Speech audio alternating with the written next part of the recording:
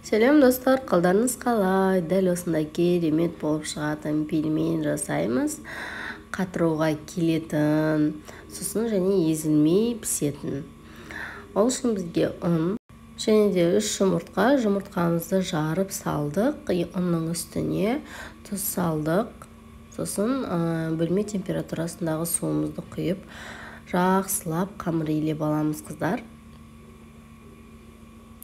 Қамыр илеген кезде, қыздар, міндетті түрде жан-жағының барлығын түсіріп илеп аламыз.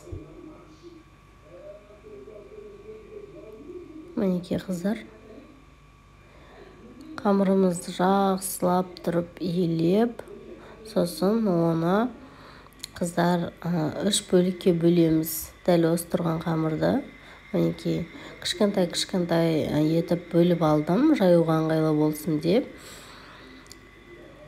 Осылай зуалар жасаймыз.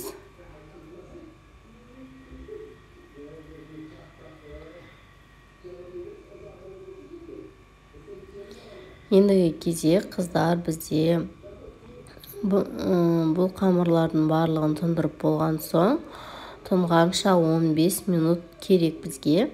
15 минуттың ішінде бізге салмамызды дайындап аламыз. Фаршқа осылай пиязымызды үккіштен өткіздік. Үккіштен өткізбесеңіздер де болады, қыздар. Қолмен турап алсаңыздар болады. Ұсақтап, менде деген 3 дана пияз қостым.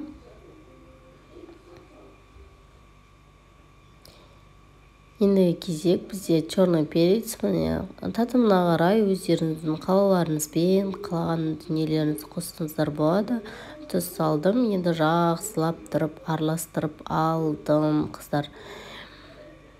Оны бір жерге қойып, енді қамырымызды жақсылап тұрып жайып аламыз.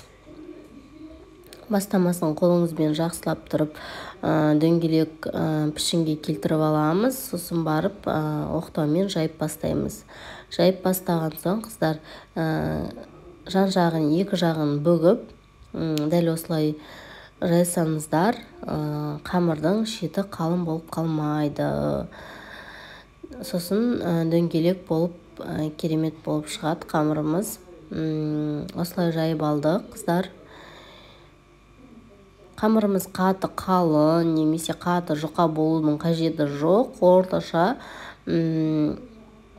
етіп жайып аламыз. Қамырдың қатты жұқа болып кетсе, ол міндетті түрде пісірген кезде сізде жарылып, немесе жыртылып кететіні ол рас. Мінекей, қыздар, қараңыздар. Кез келген пішінде кесіп алсаңыздар болады. Мен дәл осылай дөңгелек етіп, қамырларымды осылай түйгенді ұнаттым. Осылай барлығын жасап алдық. Қамырымыз деген қаязып қалмау үшін үстін деген шашықпен жайып қойдым. Осылай түйіп аламыз, қыздар. Салмамызды саламыз, сосын бүгіп аламыз.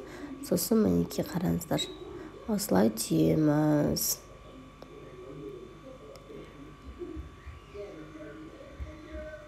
Түйу білмейтін, жас мектеп оқитын қыздар болатын болса, дәл осылай үйренсеңіздер болады.